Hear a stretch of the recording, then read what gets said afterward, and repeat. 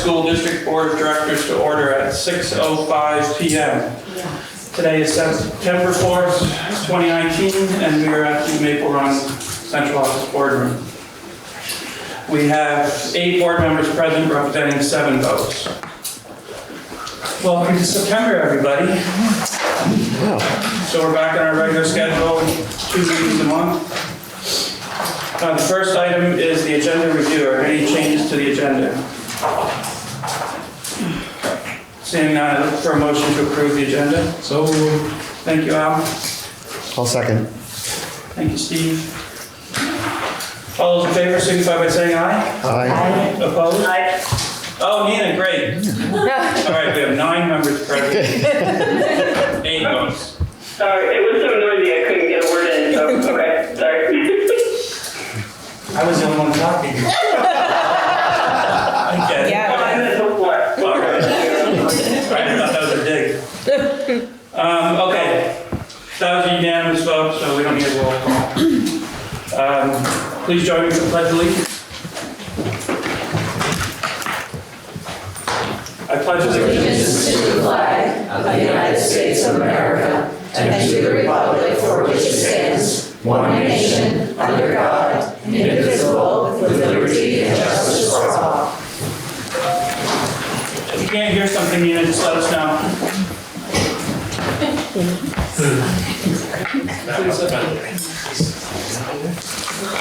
Okay. I don't see any visitors here tonight. So we'll move on to the consent agenda. The consent agenda has the minutes from August 21st, the media packet, the grants list, there was 1 grant in there, and the financial statement. Is there anything on here that someone would like to have removed for discussion? If there are no objections, the consent agenda will be adopted. Seeing none, the consent agenda is adopted. 6A, old business.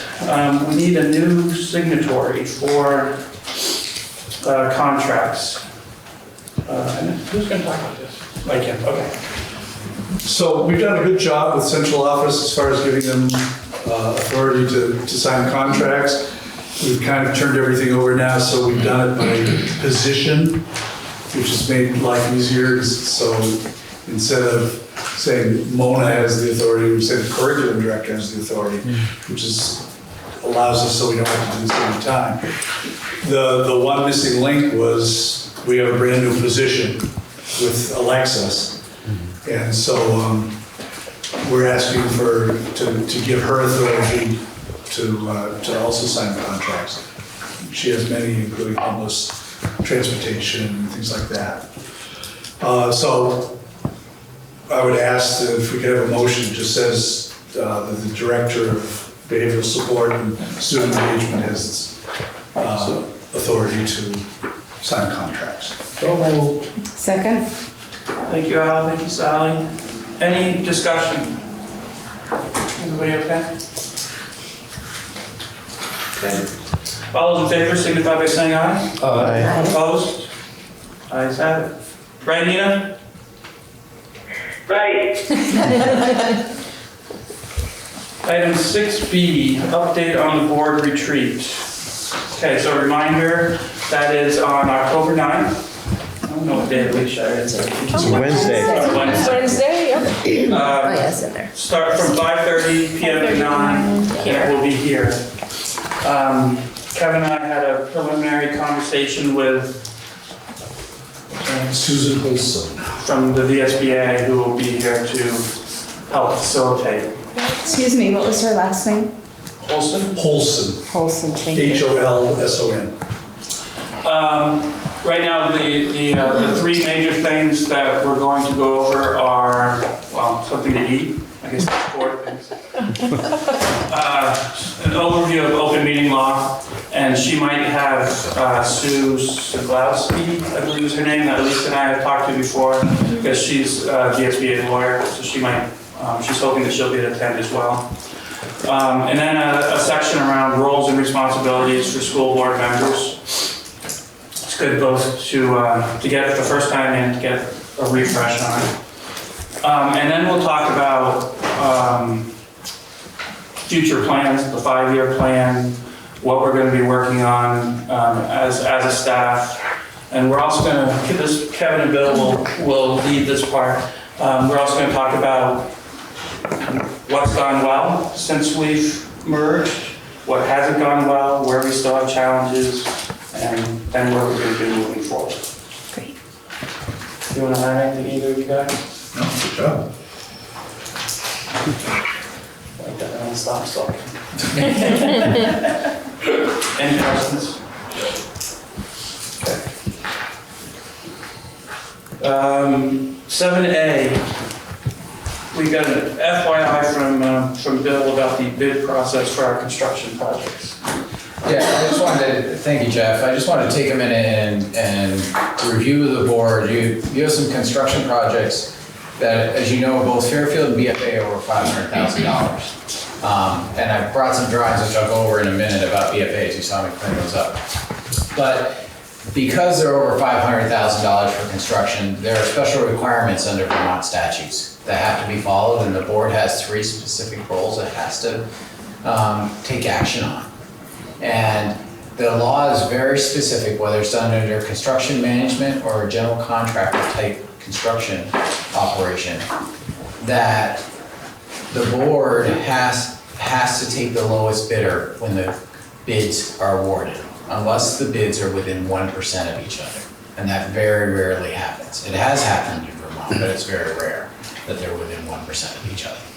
So the really critical piece is 2 steps before that, which is setting the qualifications for pre-approval of contractors, which we'll be talking about, as you can see in my memo, the schedule, at the next meeting for BFA. BFA has a very tight timeline right now. Fairfield has some more room. Those pre-qualifications, which Laz, myself, Chris, and Martha will bring to you a recommendation to the board. A lot of them are outlined by the Architects Association, but there are certain ones that we want for schools, and there are 2 in particular that I really, from my experience of doing renovations on schools, that are really key. One is the size of the contractor. You're going to want a contractor that this is probably less than 15% of their overall yearly work. So if they have to mobilize to meet timelines for us, that they can do it on basically a moment's notice. And they have plenty of crew or subcontractor contacts to do that. And second is that they've done a school renovation project of at least this size. Because you want someone that knows the intricacies of schools. And with BFA being greater than $4.5 million in construction, you want them to, this isn't the first time they've been that big with a school project. Yep. And what we're really come down to is opening school next school. We want to make those dates. We don't want to be, the last thing we want to do is have to tell the students and the parents, wait a minute, we're going to be late opening school and we're going to have to go later in June. So it's really critical that we'll bring you drafts of all that. And then after they contractors respond to that second most critical step after setting the qualification standards is who's met them. That same group will go through the pre-qualifications and bring you back recommendations on that. And will then once contractors are pre-qualified, we have to go with that lowest bidder, as I spoke about earlier. So I tried to outline that throughout my memo. I also tried to give you some ideas of what the construction targets are right now for BFA. For Fairfield, I'll bring you a more update. Peter Cross and I were talking last Friday about it. We'll probably be coming to you later in the fall for the pre-qualifications, but we're looking to go to bid probably somewhere we're going to go with a CM bid, a construction management bid approach up there instead of a general contractor, most likely. We're still finalizing that this week because it's a smaller project, and frankly, construction costs are increasing very rapidly right now out there, that we think we might be able to get a better value for the dollars we have.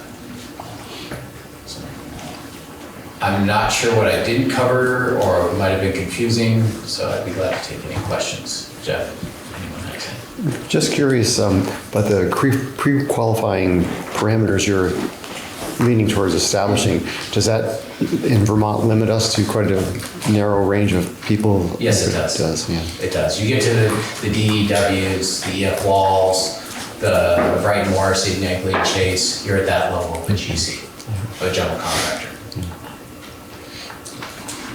So we might be looking at outside Vermont. No, I think there's enough qualified in Vermont and enough that those same contractors do work outside the state, inside the state. My experience of doing constructions of this big, the biggest project I've done in the past 7 years is almost $9 million. And we had Vermont, we had one from New Hampshire that was based out of West Slab, but they had an office in Montpelier. So I think you're gonna have all Vermont, pretty much Vermont contractors, Good. but they're the ones that can really mobilize and do big work when they need to. We had DEW at City School. Yeah. Yeah. I've got good experience with DEW, all those things, you know, like I said, those are ones like some way or another I've had experience with. Bill, I hadn't had this thought until tonight on this, but in pre-qualification, can you use quality of work as part of? Yes, you want examples of references. We'll be talking with references. We want to see who their personnel will be that they're most typically may assign to the project. They're not guaranteeing those will be the personnel, but we want to see who their project manager is, who their site superintendents are, who are their foremen, what type of qualifications, what certifications they hold. We want references to other school, we'll put preference to school projects. And we'll be willing to look at non-school projects, but we want to see how they did. We'll want to be making reference calls to those school systems to say how were they to work with, and the quality of their work. And that's all pretty standard in the, I'm going to say AIA, I think it's American International Association, Architects Association, something like that. I'm sorry, I don't have the acronym off the tip of my tongue, but they have a very tight standard for qualifying general contractors, so that's why I didn't go through. I jumped over that too fast, Kevin, so thank you. And that deals with subcontractors as well. So if we go into general contractor route, they will bid out for their subs, and it's their responsibility as a GC to make sure their subs meet the target. That way the general contractor holds all the liability. And in construction management approach, they will bid out to subs for us, and we can have there's substitution in either type of construction methodology, whether it's general contractor or construction management. Construction management, there's a little bit more flexibility, but because of the bid requirements and Vermont statutes for all public systems and for school systems, it's pretty tight. We have to have a good reason not to. Anybody else have questions This is an awful tight timeline. for the BFA one? The BFA one. Yeah. I'm concerned that we concerned with the opening next year's school year. So I've done bigger work. My experiences have done bigger work and more. There's not as much inside the school. We're going to be closing off pathways during construction. I'm just going to come up here to the existing area that you see between the south building and the north building. We're going to be basically closing off this path mid-year to construction, all the way down to the lower parking lot. We're going to lose all this just to get to work on the crossway, and there's a lot of utilities in here. Frankly, the site work, it'll look like it's a lot to be done now, but the site work will go fast once summer comes. And we've been talking about, Chris, tell me if I miss anything here, but we've been talking about coming out either right here or up here to go across for kids and it'll all be fenced off. Yes. So That's correct. You're talking about from the, from up above by the gym, right, Chris? Yes, there's actually two options. I mean, there's the one up by the gym, and we looked at that, and then there's also another set of corresponding doors further down the parking lot toward Main Street, and Yeah. we could do one, the other, or both, depending Well, on. we were thinking, the last thing we talked about is that giving this, because there's gonna be construction trailers and staging, for the contractor to have all this site. if you use the upper one, you're going to level it down because it's, So we don't have grades on everything right now, Al, that's still in process. We have a layout, grades are still being worked out. As we met with Laz on Tuesday, they're setting all the grades right now. They did some boring this past weekend up there, you might have seen them up there Saturday drilling. so we'll get a copy of what they're planning. We'll show you more as we go. I brought today with what the latest is, which is, we have the building layout. I didn't bring that with me, but that's still being solidified, the connector layout. Okay, And then thank you. the Yep. parking? So the parking, we're adding additional 22, this is the finalized, we locked this on Tuesday, this is our site plan. It adds an additional 22 spaces. We were thinking last week we might be able to get as high as 25. The problem is snow storage. So we had a different layout and this really changed right here so we can push snow this way and push snow this way up over the line. And talking with Len, the person that plows for us and plows for the church property is the same person plowing. So they kind of mediated over both lines. So this actually gives us a little bit of buffer right here for snowbanks as we'll get approachment. But I know Len said last year at one point they had to truck snow off. So that's where the parking will go while the construction's going on? Oh no, well the construction, we're gonna lose it during construction. So where will the teachers park? We won't have it. We're gonna lose it during construction. We don't have a place for them to go. Is there a plan? No. They can go to Collins Prairie. Yeah, I mean, we'll have, it's what it's gonna be during construction. We don't have any more space. How many spots does that impact? I don't have that count right this second. So maybe a plan could be put in place? We can think about something with that. I'm just thinking again what I was saying earlier. Kids are taking up all the side street parking and actually parking a little bit illegally on Ferris Street as it is. Yeah. And I wonder where the teachers are gonna park. Yeah. We don't really have an option in place to put them right now. Is there off-site parking with busing from Collins Prairie? There is. Yes, that can be arranged. What do we talk to? So we'll, as Joanna said, we'll look at a plan and bring it back to you.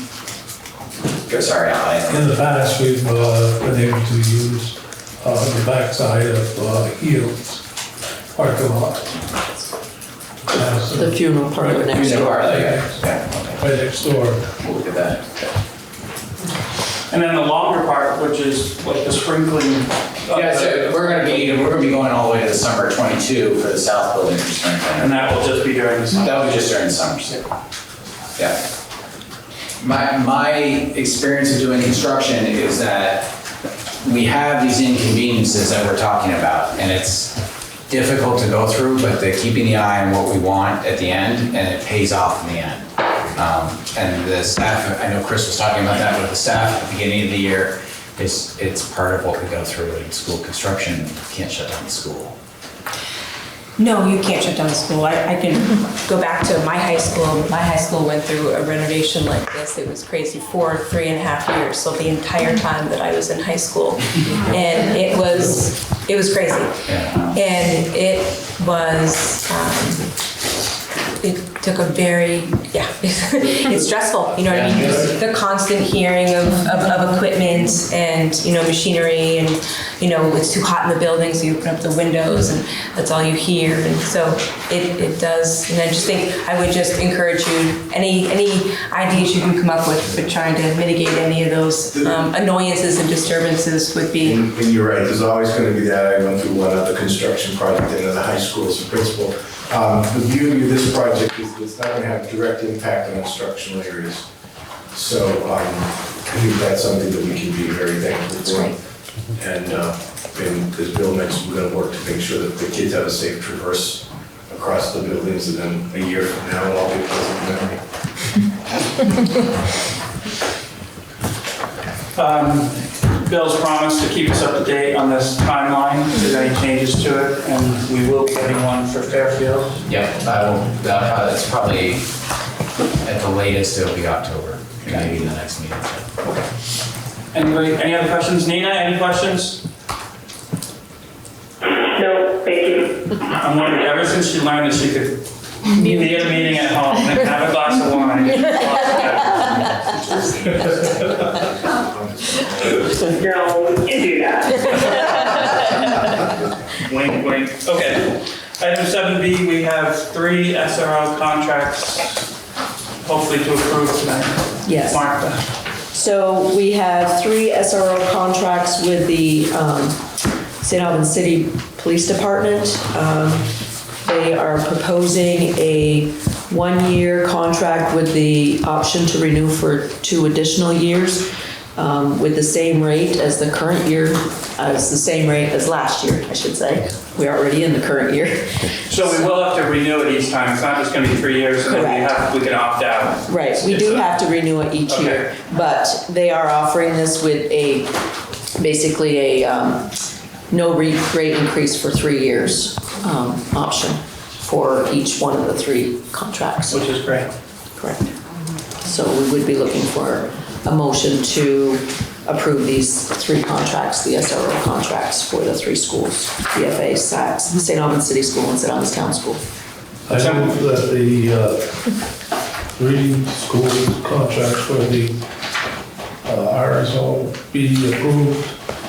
Thank you, Al. Can I get a second? Second. Thanks, Steve. Okay, any discussion? Yeah. So in the theme of equity, has there been any conversation about, not a full-time SRO at Fairfield or anything, but maybe one of the SROs going up a day a week I think or? Kevin can talk about that. Okay. I talked to Gary, now that we've gone to 3 SROs, the whole idea, I had an initial talk with him when we decided to add the one at City. And he's completely in agreement, and they've got a process in place where whenever Fairfield is needed, there'll be a process where one of them will be able to go up there. So we're using those 3 to be able to go up whenever Sean needs something up there. Well, I guess the way I look at an SRO is not just for a crisis situation, but it's also about relationship building and, putting a positive face on law enforcement within the school. Yeah, like there's talks in here about appearing in classes and stuff like that. Would they be able to do that as well? Obviously, this would be full-time. So I just might add, the feedback I'm getting from principals is very positive about having a 3rd SRO in place. They've been extremely helpful, and it's worked out nicely. And we have a very good relationship with the city police, and I appreciate that. That's not always the case. And who are the 3 SROs? I don't know. Now, Well, many other principals just mentioned. We have Corporal Moritz, who was at BFA prior, was reassigned and is now back, and we're glad to have him. And we have Officer Kit Hansen. Sergeant Gold Valley. okay. All right, good. Any other questions, discussion? Okay, we have a motion to approve the 3 SRO contracts for VFA, St. Albans City School and St. Albans Town School. All those in favor signify by saying aye. Aye. Opposed? Ayes have it, 8-0. Thank you, Dina. Okay. Item 8A, warrants.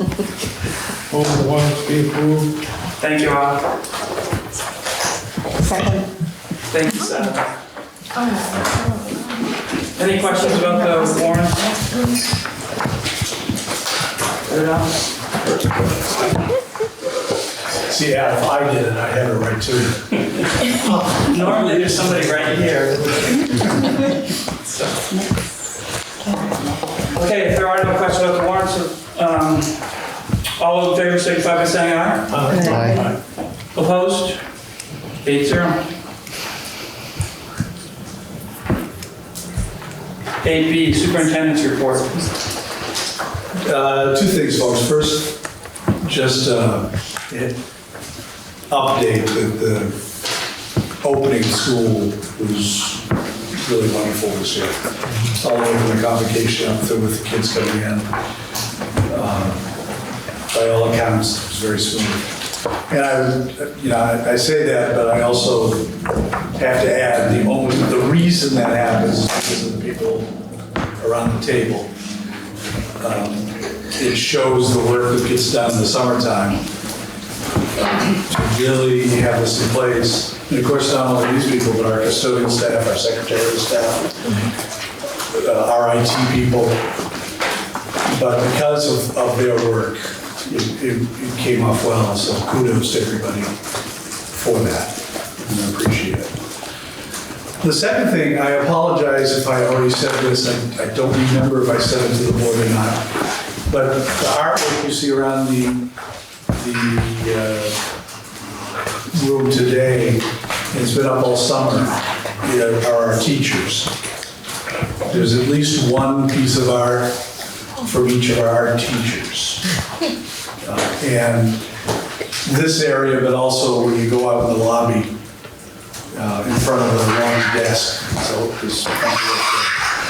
So I appreciate our teachers doing that. They'll probably be up for the for all of September, maybe part of October, because as you might guess, they don't have student work until, usually October before they can get things in there. And then they'll be back into their rotation again in the schools. And that's it. Great. Anybody have any questions, Kevin? All right, central office reports. Bill? Well, you've heard some from me on the construction that I've been doing, helping lead around here. The other piece that I've had the joy of doing is being out in schools. I've got a couple days out in schools, getting around to classrooms and different buildings and having time with staff. To connect with our students and with our staff, seeing them in action. I saw you working at city schools. Lurking? Lurking? I was lurking in the doorway. Yeah, everybody's lurking. I mean, Got any kids there? Yeah, there were kids in, there were quite a few kids. No, I meant None of mine. kids. No, I meant These Jeff. kids, no, these kids were, I was kind of shocked when he tapped in and just spun around and really, oh, hey, how you doing? But that's always, it gives me lots of energy, and it's great to see that. The other thing is, it's nice to have the staff, we have our full HR staff here, as I reported last time, we've been hiring, and we're starting to get our legs under us on how we're running. There's a lot of great work that was left here by Kathy Fink and Diane Kelly, but we're trying to take that on and understand it all, so. so the assistant that you had offered the job to accepted? She did, okay, I'm sorry. Yes, she did, Michelle. It was like you had just offered And it. we had just offered, I hadn't heard, but Michelle Leduc, and she started this past week and is coming up to speed quickly. So we're fully hired. Yes. Any questions for Bill? Kevin, what did you miss? I was asked to mention, I apologize, I forgot, there are two things going on in Collins Pearly in the next few weeks. First, there's the grand opening of the playground this Saturday from 11 to 1, Tim? 11 to 1, yes. So, and you're all welcome to come up. I believe there'll be some recognitions of some people who are very involved with that. And Is all of the equipment in? Because I heard there was like one more piece. The original plan is done, but we have a couple more pieces to go. And we're also, around 1 o'clock, going to do a quiet little dedication of bench to Mr. Kimmel as well. And the other thing relative to Collins Pearly, I have not seen this yet. I was supposed to get an email on it and I haven't. But to give you a heads up, there's going to be some sort of recognition, celebration of the new building, which Maple Run helped with financing. We don't want to call it a snack bar, what do we want to call it? Friends of Football Building. I haven't seen the email, they haven't planned anything. Well, from what I'm told, what is it now? It's St. Albans Football Pavilion. Okay. It's, It's, If you have a bathroom, you have to be a pavilion. it's pretty significant. It's, I joke that we could put apartments in there. They've done a great job. They did a great job, and I understand where Maple Run Board is gonna be invited from 5 to 6 at the first homecoming at the football game. That's what This Tim- Friday night. It's this Friday. This Friday night. Yes. But I haven't seen an email yet, but that's what our mayor tells me. So I would tell you, feel free to come. Between 5 and 6, before the game. But it is looking great, and there's two big things that are happening up at Collins Pearly that I think is, I know the playground. The playground's amazing. We've had to change the traffic pattern around the building. It's so well used. Oh yeah, I saw that was one way. Yeah. Oh, that's great. Yeah. And all the athletes obeyed our changes, and it's worked very well. Been safe.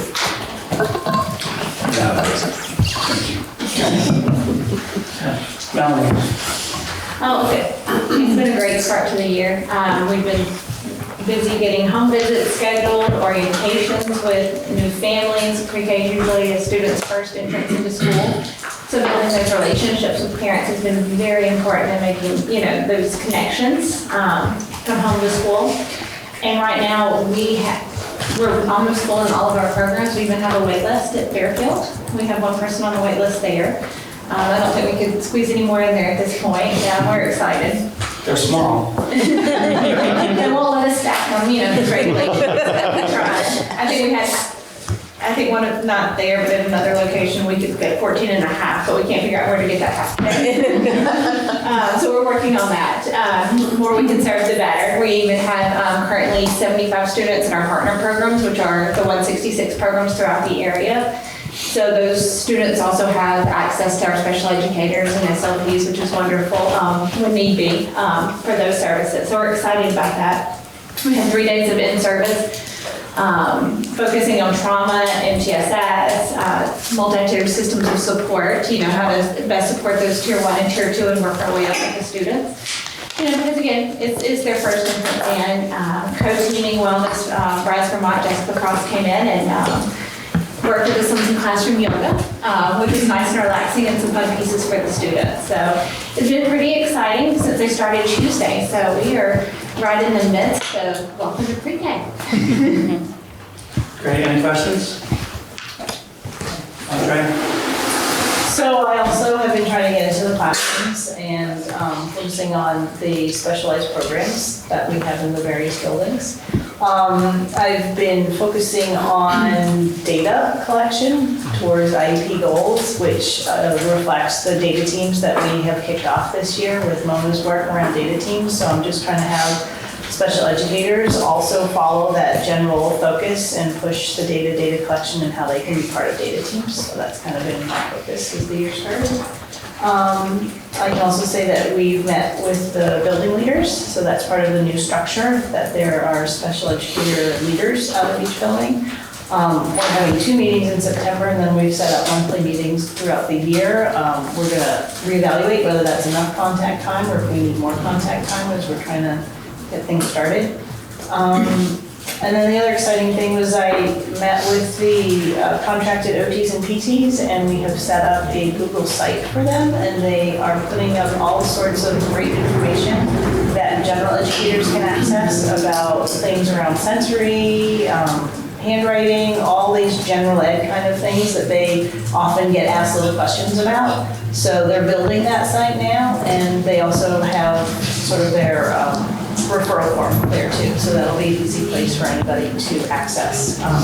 And we've got it on a Google sheet so that we can track referrals and just get some general data about how much they're requested to be giving advice and stuff like that. So that's kind of where we started. And could you just, for those who might not know. Occupational therapist is the OT and physical therapist is the PT. And they do a lot of consult, and they're trying to do more consultation to general ed so that we get less referrals for specialized instruction. What are the building leads gonna do differently? So they're pretty much the structure as I understand it was designed that since there is no assistant special educator, assistant director, they are my point people in the buildings. So they're the first line of question answering in the buildings for the special educators. And then when we meet, they can bring those problems or any other issues that arise to me. What was really productive at our first conversation was just the agreement that they all had around, let's all do this the same. Let's all create this the same. Let's make sure that whatever's happening in your elementary schools is being passed up consistently to the high school. And having those leaders at the same table, I think, has been really good. They're very excited to just understand the scope of what's going on as a district, and they've never had that communication before. So I think they're going to start running the agenda more than me, but as a function, they would be the point person for their special educators. And we've already used them for that. Like again, the occupational therapist and the physical therapist said, one of the hardest things that they have concretely is chasing down every single kid on their caseload to know what their schedules are, to know when they can go push in and service. So I just said to the building leaders, please use this spreadsheet and let's collect all the information on which IEP has an occupational therapy or physical therapy. And within the week, they had everything they needed to start scheduling. And they said that used to take them 3 weeks to just track down schedules. So that's made it efficient. Good. Yeah. Good. Any questions for Andrea? Hi, Mona. Hi. We're off to a great start this year. We began our retreat looking at refining our vision and beliefs around student learning and teaching across our district. We're continuing to have those conversations because they're important to build common language around student learning. We've launched our data teams across our schools, and our goal is to really support schools in running highly efficient data team processes, structures, so that teachers have the data, but not only have the data, they're able to interpret the data to go into the classrooms and design those lessons that will meet the needs of all their students. Really increasing that awareness of why we're doing the multi-tiered student support process and what that means when a student is not learning that first instruction. How do I scaffold within my classroom so that I make sure that we're reaching, we understand what the students needs and we're able to give that on a daily basis, not just waiting until the SBAC results come in. Can I just want to, sorry to interrupt, but does the data include more than standardized results? Is it local assessments too? Yes, we're going to be developing through that data team process. We just talked about that during our BFA meeting. One of the things that came up, we need to have common local assessments that will use as a benchmark to say, okay, here's what's happening relative to the proficiency, the transferable skills, and data teams. In that process, that will be developed. Data teams cannot operate without those data points. Yeah. Okay, thank you. And then our district-wide PD last week included reading assessments,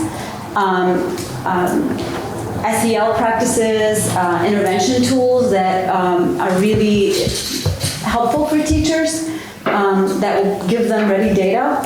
Also, the data team process itself, as teachers engage in looking at data, the more they do that in a more systemic way, they're able to inform their instruction and their practices more. And then student support team, us here as a district, we're increasing our collaboration as well and working closely with coaches in the schools, and we're being more we're visiting schools more now. Today I spent the entire day at the schools, which is awesome. The reading assessments that you mentioned are the new common ones across the district? Yes. Yes. Yeah. So that's basically it. I have a question. Yes. Of course you know what it is. Yeah, I do. When are you going to, I didn't hear anything about implementing cursive writing in the curriculum. And I think it's a shame that people have graduated from BFA and cannot read cursive writing.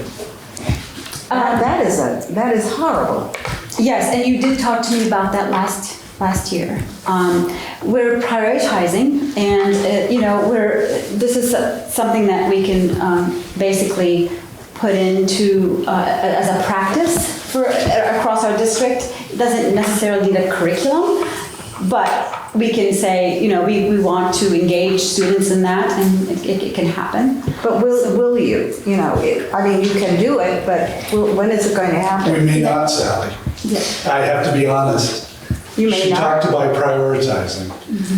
And with the myriad of things that have to be done, we're looking at things. And cursive writing, while we understand the importance of it, we see other priorities right now. So I have to be honest that at this point in time, it's not on our front list. I can speak a little bit to some of that too, because that is one of the things that came up from the occupational therapist, that a lot of their referrals are about handwriting. And so one of the things we want to track is how many referrals are for handwriting. And if it's for handwriting, then we need to figure out how we address that as first instruction so that it doesn't have to go to occupational therapists for intervention. And that's exactly what we're going to look at when we take that collection. So that's on my radar too. Good. Well, I appreciate your honesty, but I don't agree with you. And I'm going to step in because I had two situations that occurred to me from of our former students when I couldn't read because of eyesight was smaller. I asked one of the LLAs she would read it to me. She looked at it. She says, I can't help you, Mr. Cork. I can't read cursive. And I said, well, how do you sign your name? She says, I print it. And the thing that's appalling is I can remember sitting in classrooms where we all had the students write something, whether it was a paragraph or two in cursive. I think I know what we have to prioritize. And one of the priorities, of course, is technology. But technology, let me tell you how it works. When it doesn't work, the person sitting at the computer can't work because one, they can't write out the thing in cursive. So I think we should sometime, and I don't know how, and I understand the priorities, I understand the difficulties, but somewhere down the line, the student, even if it's before high school, should be able to write cursive. I think it's just something that we're losing, and it makes it difficult for when we're all gone away. You're not making any difference, but that's that. The private schools continue to teach it. Well, Ms. Sally, They I'll tell know you it's that. important. I'll tell you, some of my girls have brought it, girls in the district as well, and they brought home some of that as practice. So some of the teachers are sitting at home for bell ringers and smaller practices, maybe not part of, formal pieces.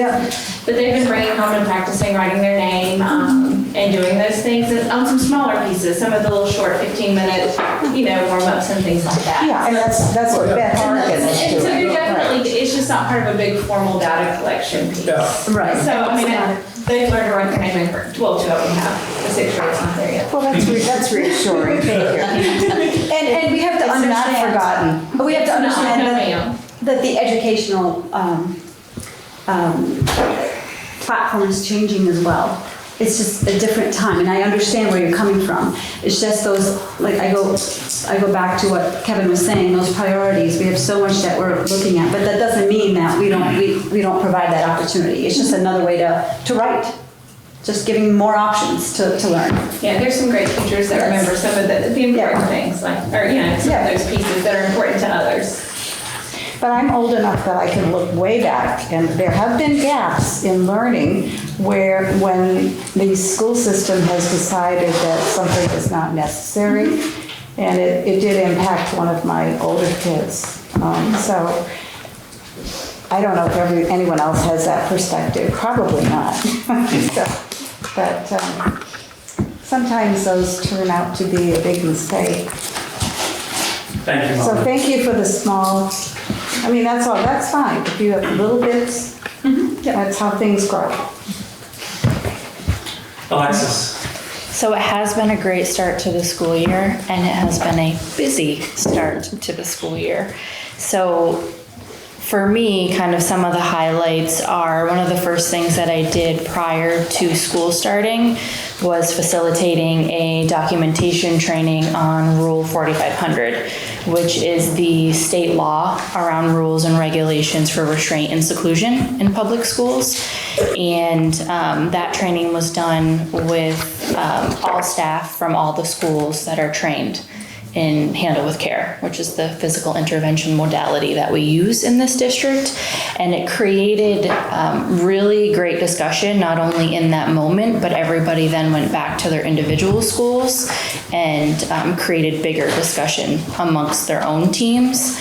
And there were really two intentions around that, is really looking at safety planning and crisis planning for students at risk, and also just making sure as a district we are defining things the same way and we're documenting things accurately and consistently across the schools. So that was a big conversation. It's an ongoing conversation because I just received another email from the AOE today that they've made some additional adjustments and modifications. So we'll be readdressing this conversation as we move throughout the school year, and I didn't get any nasty emails from any principals once I sent that memo, so that was a success. Because it's a lot of work and it's a lot of really heavy conversation, and everybody has been really great and on the same page. Another piece is DCF collaboration. So I have been reaching out and collaborating pretty consistently with DCF, and we have a meeting scheduled for me to meet all of the DCF workers in the St. Albans office, and not only start the conversation around how do we continue the collaborative relationship, but how could we enhance that moving forward, and how could we possibly do some things differently and in addition to what has been done in the past. And I will be meeting with all of the homeschool coordinators prior to that meeting to get their input and their voice in that conversation. So I'm going in kind of representing all of the schools in terms of the needs and the wants in that respect. So that was huge to be able to get DCF to be able to put a meeting pretty soon, because things are just really busy for all of us right now. So that was great. The MTSS, multi-tiered systems of support, I'm not going to say I'm going to say we, because that's a very large team tackling that, because that is a huge, there's a lot of things under that very broad, big term. And the people collaborating on that are not only the student support team in central office, but all of the building administrators. And we also have a meeting in place, and we all agreed that the first priority and the first thing that we're going to tackle is the documentation part of this process, and really trying to streamline templates and forms so that our documents are all looking the same across the district. But that's going to take some time because that's a pretty big task. And then I think the last major thing are student observations. I call them student observations, but there's so much more than that. So really going into the classroom and identifying those higher level students that might need more intensive support and getting direct eyes on them myself. But it's so much more than a student observation, because I'm observing the climate of the entire classroom and also the classroom teachers. So that's also opening doors and discussions for possible professional development moving forward in terms of staff, in addition to supports for individual students. Any questions? Thank you, Alexis. Martha, last but not least. I know. So the business this office has been working on prepping for our annual audit. The auditors will be showing up in-house on Monday morning, and we'll be there for, they say, 2 weeks. Hopefully it's less. We've also run our first full payroll with all the staff back in the buildings. And I believe there were little to no issues. If there were, I didn't hear about them. We're working with the staff to get the information loaded into eFinance. We're still working on that. We are going to have an on-site parallel payroll run in mid-October in the new system, so we're gearing up for that. I'm still working on trying to fill our open payroll coordinator position, so we're not fully staffed. We're not fully staffed. But we have had, say 6 or 7 interviews, and so we do have some options, and we're working through those right now. Personally, I'm on the Handbook 2 committee, which is a Agency of Education committee, which is developing what we call the Handbook 2, which is the Bible for the accounting world in school districts. And we're writing the new handbook, which hasn't been revised since, I think the last one might have been in the 1990s it was revised, and so I'm on that committee, and that's where I was all afternoon, and I got here just in time for the meeting, from that meeting. And that's interesting work, and it helps to understand the whole system a lot better when you're right in the midst of it. I imagine that'll be great reading. Yes. There was a joke today that went around the table that said, well, nobody's going to read this from front to back. And then we're like, no, nobody's going to read it front to back. But if they're asking, where do I code, a new position that just came up in the school district, we've got the information in there so they can find where it needs to be coded. So across the state, it's being coded consistently. So that's the goal of the Handbook 2.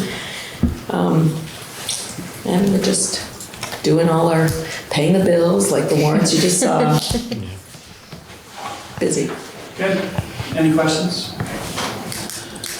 Okay, item 8D, board announcements. Does anybody have anything? I do. So the USBA regional meetings, VSBA, sorry, regional meetings. There's going to be. I thought you said USDA. I might have. They're having a local meeting for Franklin County on October 7th, and that's going to be at Enosburg Falls High School. There's a meal at 5:30, and then the meeting begins at 6 o'clock with the election of regional reps. But that's also an opportunity for people to go to learn about the healthcare agreement that they are working on statewide. So that they said that they were going to have people there that would be able to answer any questions that people had about the statewide contract that they're trying to.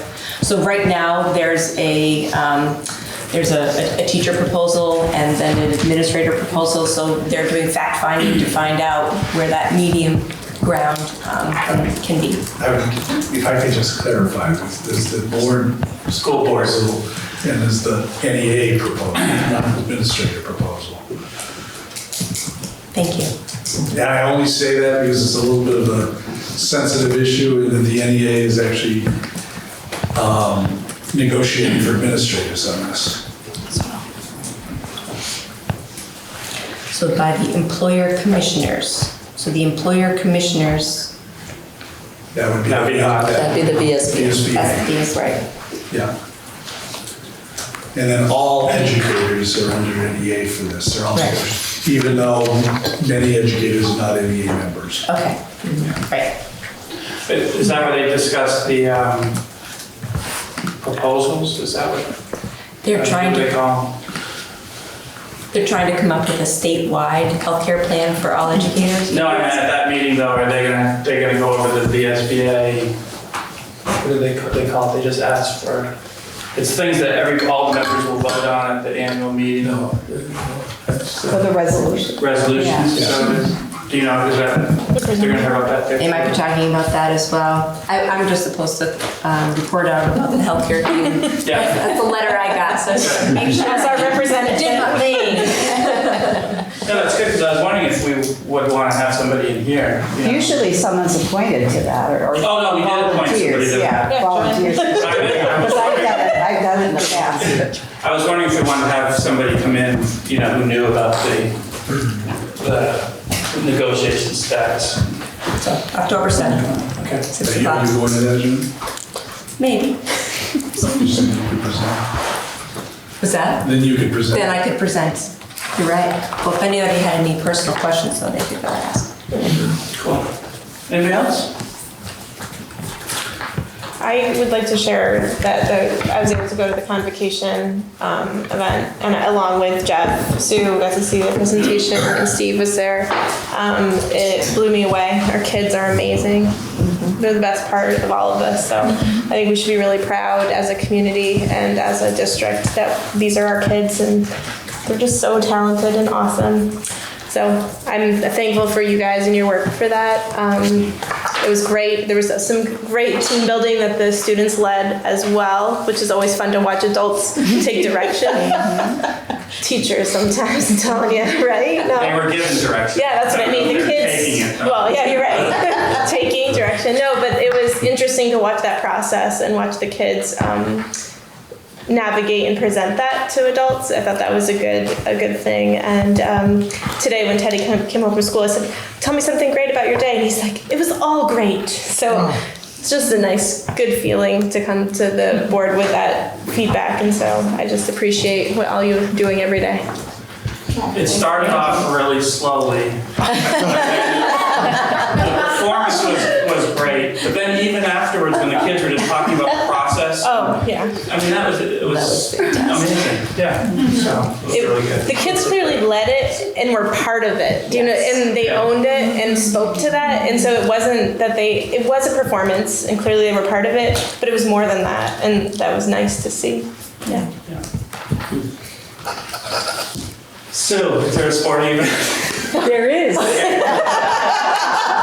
I'll be the drama in ours. The Powerpuff football game is going to be in 24 days. Do you guys know what Powerpuff is? Yes. It's a charity fundraising event for the Jim Bashaw Catastrophic Cancer Fund. It's a friendly Powerpuff football game between the MVU seniors girls and the BFA senior girls. Oh, that's fun. The BFA boys team trains the BFA girls, and same thing at MVU, and it's a really great fun time, and they raise a ton of money for this fund. Jimmy, what? For Jimmy Bashaw's fund. I believe funds go to Camp Tecumseh as well. Yep. And the kids have actually already been to Camp Tecumseh to do some work on the grounds earlier this week or last week. Nice. Make sure you remind us in a couple of weeks. I will. Yeah. Next meeting. Wear your pink. Yep. Okay. I did see a film noir sign outside the library. Oh. I was walking by. Well, maybe next year I'll see you there. And our 11th annual next year. So it was very successful. Thank you. Okay, agenda items for future meetings. I know we are going to start talking about negotiations, and I would ask everybody to think about if they want to be on a negotiating team. We will have two, one for professional staff and one for support staff contracts. And will people need to sign up for that prior to our board retreat? I would like to get them appointed next time. Then could we spend some time going over it? Well, Bill is going to bring in a list of the activities, tasks, so that you'll get an idea of what it is that each group is going to do and how much time it will take. And then we would do appointments at that point. Okay. Because it's getting close. And we have the fun task of having to do both in the same year. It's usually off year, so. Yeah, we should make sure we offset them if we can. Yeah, that's already in my notes. If we can do it. And Jeff, how many are you looking to have on each of these? I'm thinking like 3 on each. Yeah. So think about it if you want to participate. And some of you already have. Okay, we do not need an executive session. Did you forget anything else, Kevin? No. Seeing as we're at the end of our agenda, we are adjourned. Thank you, everybody. The second one in a row that's ended in 7 years. This is sweet.